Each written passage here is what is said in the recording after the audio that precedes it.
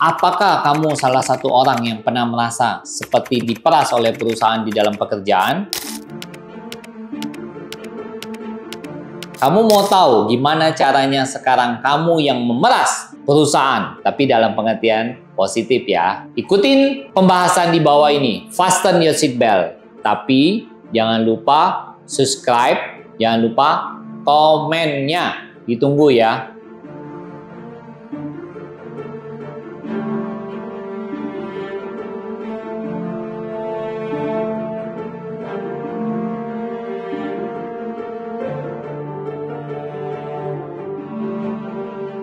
Kamu pernah nggak merasa bahwa kamu itu kayak diperas? Maksudnya apa sih diperas? Maksudnya gini, kamu kerjanya banyak tapi gajinya kecil dan bahkan juga nggak naik-naik. Nah, saya mau hari ini sharing tentang bagaimana caranya biar kamu tidak merasa bahwa kamu tuh hanya diperas oleh perusahaan. Tapi bagaimana tuh kamu memeras perusahaan? Tapi ingat ya, saya di dalam hal ini memeras bukan dalam pengertian negatif. Bukan maksudnya memeras, misalnya kamu membocorkan rahasia-rahasia perusahaan, bukan seperti itu. Saya maksudnya dalam sini adalah hal yang positif. Tapi sebelumnya saya disclaimer ya, bahwa kalau setiap kita mau sukses, kita segala sesuatu itu butuh waktu dan butuh proses. Nah, ini yang mau saya sharingin kepada kalian semua.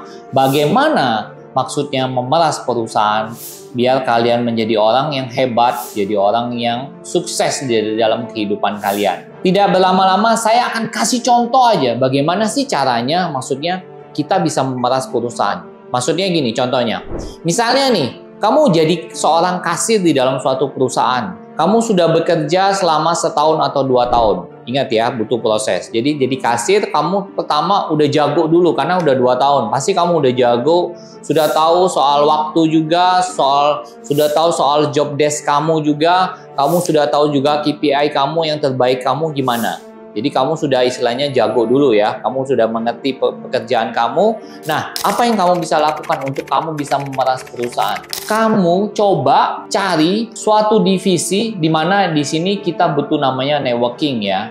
Kamu cari divisi ini, kasih contoh aja divisi marketing. Misalnya kamu suka hal-hal yang berbau strategis. Kalau untuk divisi sales saya rasa nggak cocok karena sales kan harus keluar. Seorang kasir ke marketing itu cocok karena apa? Butuh orang cermat. Jadi kamu misalnya cari manajer marketing. Kamu bilang gini, Pak, boleh nggak Pak? Saya pengen bantu Bapak. Bapak nggak usah bayar saya.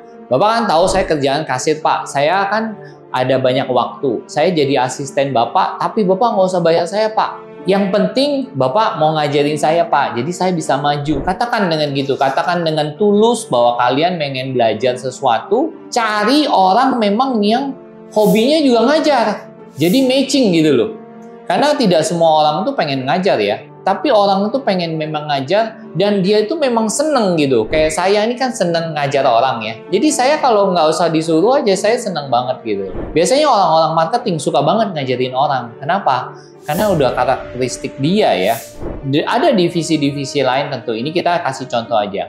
Nah, kalau dia oke, kamu bantu dia dengan sepenuh hati, waktu kasih lebih. Mungkin kamu akan bilang, wah ini mah sama aja kayak saya diperas dong Pak. Nah, sekarang memerasnya gimana nih? Nah, tadi kan kamu sudah dapat ilmu kan? Sekarang kamu coba tawarkan. Di mana misalnya gini, marketing tuh butuh apa? Misalnya butuh digital marketing kan. Nah, kamu bilang, saya punya network yang orang bisa digital marketing. Atau saya aja yang cari digital marketing, kamu undang mereka di kantor, kasih presentasi, kalau perusahaan setuju, nah kamu belajar. Tadi kamu bukan cuma asisten aja, karena kan dari asisten kamu sudah bisa banyak belajar kan? Asisten free kan dari marketing manager kamu kan? Nah, sekarang kamu tingkatin dengan ilmu. Nah, apabila kamu perlu, kamu ikut bootcamp. Bootcamp itu semacam pengajaran ya, yang bersifat mungkin sebulan, 2 bulan.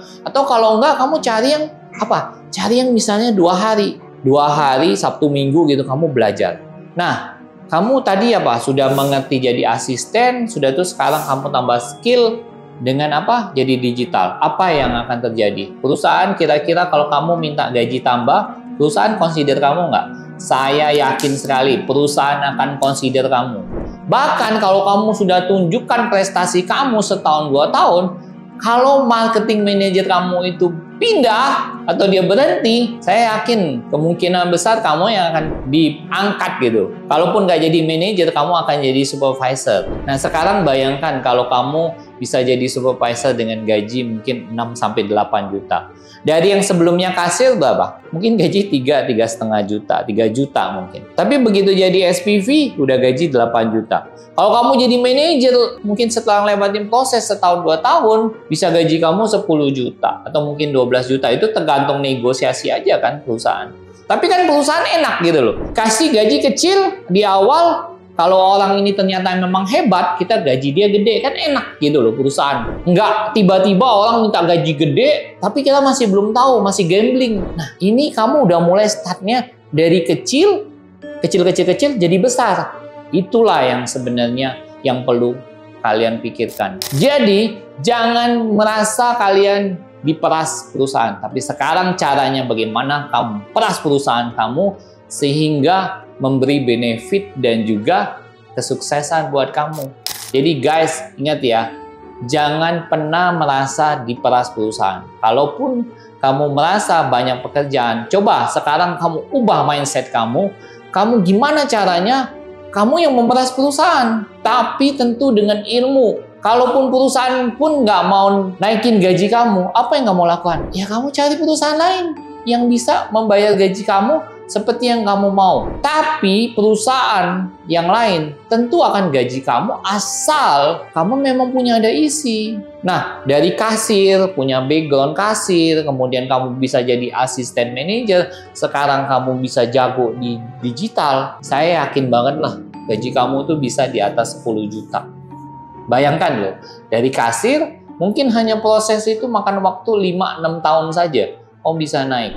Guys, saya harap inspirasi ini memberi cara pandang yang berbeda dan jangan lupa subscribe ya. Sampai ketemu di inspirasi selanjutnya. Bye.